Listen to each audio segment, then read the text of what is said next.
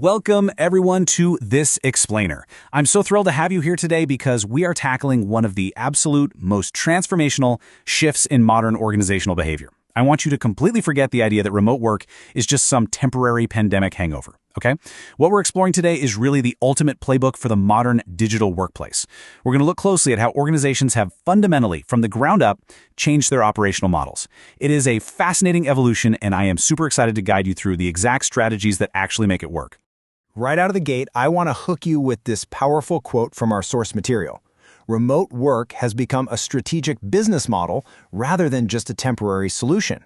So what you really need to take away from this is that the world's most successful companies, we're talking tech giants like Microsoft, Google, Dell, and GitLab, plus massive consulting firms like TCS and Infosys, they've all fully adopted remote and hybrid models. And they aren't doing this as a quick stopgap measure. No way. They're doing it because they realize this is a permanent strategic shift that unlocks just unprecedented flexibility and digital collaboration. Now, what's genuinely interesting is just how broad this definition has become. When we talk about remote work today, we aren't just talking about, sitting on your couch at home. It's fundamentally a work arrangement where employees perform their responsibilities outside a traditional office. That means it could be a dedicated home office, sure, but it could also be a shared co-working space or literally anywhere with a reliable Wi-Fi connection. The physical location changes, absolutely, but the core objective remains exactly the same: getting the work done efficiently while using cloud access and digital tools to stay totally connected with the team. So, here's our strategic roadmap for mastering the new digital workplace. We'll start with the digital evolution, explore why remote work wins, address the hidden challenges, break down the remote tech stack, outline best practices in security, and wrap up with leading the future workplace. Okay, let's dive right into Section 1, the digital evolution, from office to anywhere. It's actually incredible to think that just a decade ago, the standard expectation was to commute to a fixed location every single day, right? But then a massive paradigm shift hit, largely driven by tech. The rapid rollout of high-speed internet, cloud computing, AI, and these incredibly sophisticated collaboration platforms created a world where accessing company resources from anywhere isn't just possible, it's completely seamless. But look, it wasn't just the tech that evolved. The people did too. Alongside all this technology, we've seen a massive shift in what employees expect.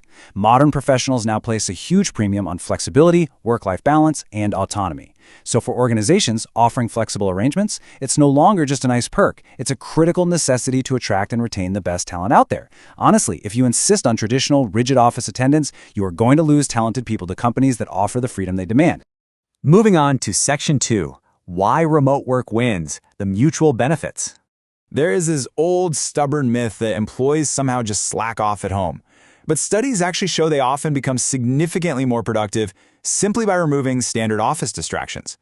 To put that into perspective, think about the number 2 for a second. That is 2 whole hours. Specifically, the 2 hours a day many people used to spend just sitting in a car or on a train commuting.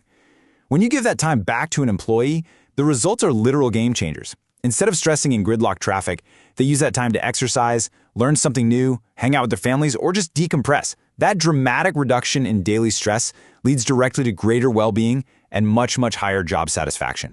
And beyond just time, we're talking massive financial savings on both sides of the fence. For the organization, less reliance on a physical office equals drastic cuts in operational expenses. We're talking rent, electricity, office furniture, ongoing maintenance, the whole shebang. On the flip side, the employee is saving a ton on transportation, daily fuel, and those ridiculously expensive parking charges. It is really rare to find a business scenario that generates immediate, tangible financial wins for both the individual and the company, but this hits the nail on the head.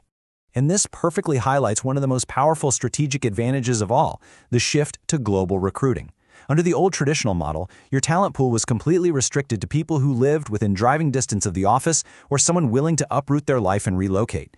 But remote hiring, it makes your organization completely boundaryless. You can hire top-tier professionals from different cities, different states, or even entirely different countries. Naturally, this skyrockets workforce diversity, and that is huge because diverse teams bring totally different perspectives to the table, which sparks far better problem-solving and drives true innovation.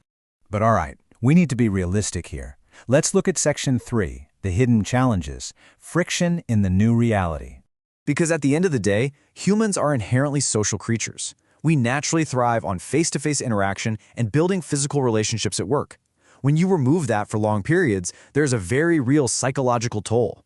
People can experience social isolation, loneliness, reduced motivation, and frankly, a lower emotional connection to their team. And a huge driver of that friction is the communication gap. We've lost the classic water cooler chat. You can't just tap a colleague on the shoulder to quickly resolve something. Because we rely so heavily on screens, emails, and instant messaging now, we're severely limited when it comes to reading nonverbal cues and body language. Meaning, misunderstandings happen way more frequently. It necessitates highly deliberate, crystal clear communication and active listening to keep collaboration on track. Then there's the danger of the blurring line, and I am sure so many of you can relate to this. When your office is literally your living room, the boundary between your personal and professional life basically vanishes. It gets far too easy to just keep answering emails at 10 p.m. or work well past normal hours. Over time, that lack of boundaries inevitably leads to immense stress, extreme fatigue, and full-on burnout. It is absolutely crucial to establish a dedicated workspace, set regular hours, and deliberately disconnect when the workday is done. Which brings us to Section 4, the remote tech stack, building the foundation. Now, the challenges we just talked about are very real, but organizations overcome them by building a rock-solid digital foundation. These specific tools, they form the absolute bedrock of successful remote work. For quick updates, you've got communication platforms like Slack and Microsoft Teams. For those essential face-to-face virtual interactions, video conferencing via Zoom, Teams, or Google Meet is a must. To keep everyone aligned when you aren't in the same room, project management apps like Trello, Asana, Jira, and Monday.com let teams track progress without missing a beat.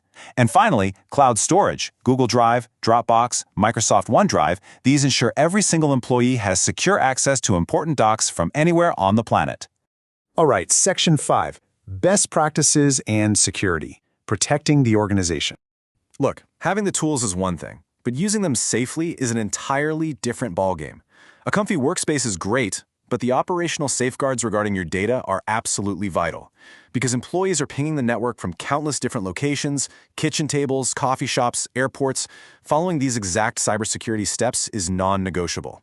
Number 1, always use secure VPN connections. Number 2, enable multi-factor authentication everywhere. 3, make sure you are running regular software updates. And 4, strictly avoid public Wi-Fi when touching confidential information.